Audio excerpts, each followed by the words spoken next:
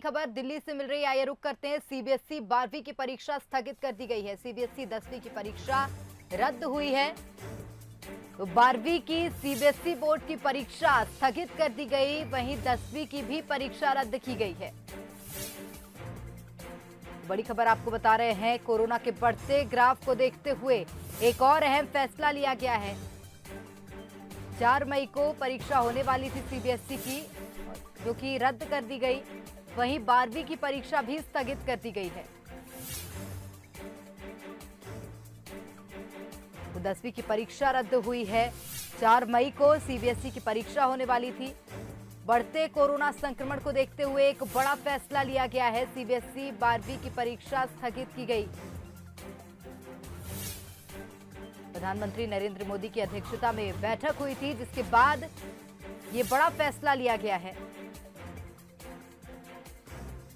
बता दें, 4 मई को सीबीएसई की परीक्षा होने वाली थी, लेकिन 12वीं की परीक्षा स्थगित कर दी गई है और 10वीं की परीक्षा जो 4 मई को होने वाली थी, उसे रद्द कर दिया गया है। प्रधानमंत्री नरेंद्र मोदी की अध्यक्षता में बैठक हुई, जिसमें फैसला लिया गया।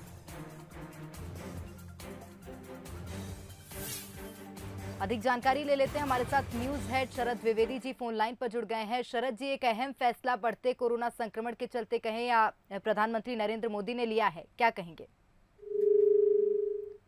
चलिए, शरद जी को संपर्क करने का उनसे दोबारा प्रयास किया जाएगा। तब तक आपको बता दें, 12वीं की परीक्षा स्थगित की गई है, 10वीं की परीक्षा रद्द हुई है। 4 मई को सीबीएसई की परीक्षा होने वाली थी, जिसे रद्द किया गया है। शरद जी हमारे साथ एक और बार बन गए हैं फोन लाइन पर। शरद जी, आपसे जानना चाहेंगे, एक परीक्षा थी 12वीं और 10वीं की सेंट्रल बोर्ड की, उसे रद्द किया गया, एक बड़ा फैसला लिया है यहाँ पर। देखिए, ये होना ही था, बहुत स्वाभाविक बात है, क्योंकि जिस तरह की परिस्थिति इस समय दिल्ली में है और उन करीब करीब 1 दर्जन राज्यों में है, जिनमें दिल्ली, मध्य प्रदेश, छत्तीसगढ़, महाराष्ट्र, गुजरात और भी उत्तर प्रदेश में भी इस समय बड़ा ब्रेकडाउन है, बिहार में भी ब्रेकडाउन है कोरोना का।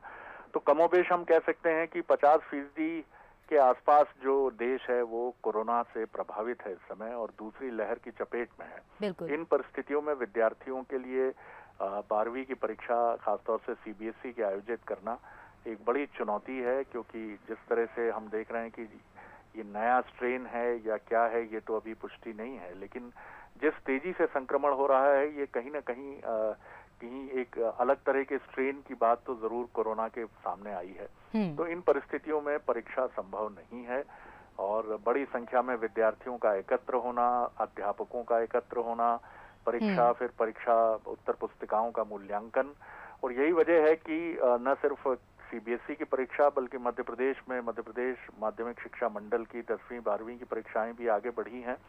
और मुझे लगता है कि सारे राज्यों में कमोबेश राज्य सरकार की तरफ से संचालित जो बोर्ड की परीक्षाएं हैं और सीबीएसई की परीक्षा का तो फैसला हो ही चुका है, एक उचित फैसला है और उम्मीद करेंगे कि परिस्थितियां मई के मध्य तक अनुकूल होनी चाहिए और उसके बाद हम नई तारीखों के साथ इन परीक्षाओं की घोषणा को देख सकते हैं।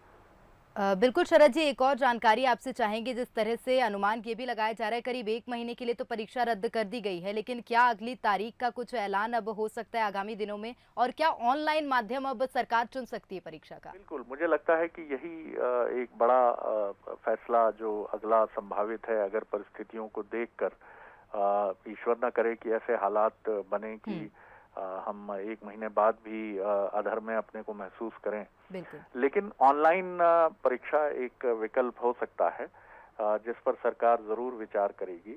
और ऑनलाइन परीक्षा का मतलब ये भी हो सकता है कि हम परीक्षा केंद्रों में कुछ इस तरह की व्यवस्थाएं करें कि सोशल डिस्टेंसिंग का माकूल पालन हो और हमारी परीक्षा की जो प्रणाली हो वो कुछ इस तरह से उसका वो हो कि विद्यार्थी सहज तरीके से, ऑनलाइन तरीके से परीक्षाएं भले ही परीक्षा केंद्रों में आके दे सकें, लेकिन वो इस तरह से अपीयर हों। तो परीक्षा लेने की जो पद्धति है उस पर भी मुझे लगता है कि हमारे शिक्षाविद इस समय विचार कर रहे होंगे।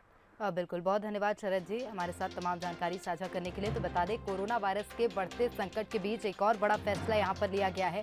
प्रधानमंत्री नरेंद्र मोदी की अध्यक्षता में मीटिंग हुई थी और इस मीटिंग में एक बड़ा फैसला लिया गया कि 12वीं की परीक्षा स्थगित की गई है और 10वीं की परीक्षा रद्द कर दी गई है।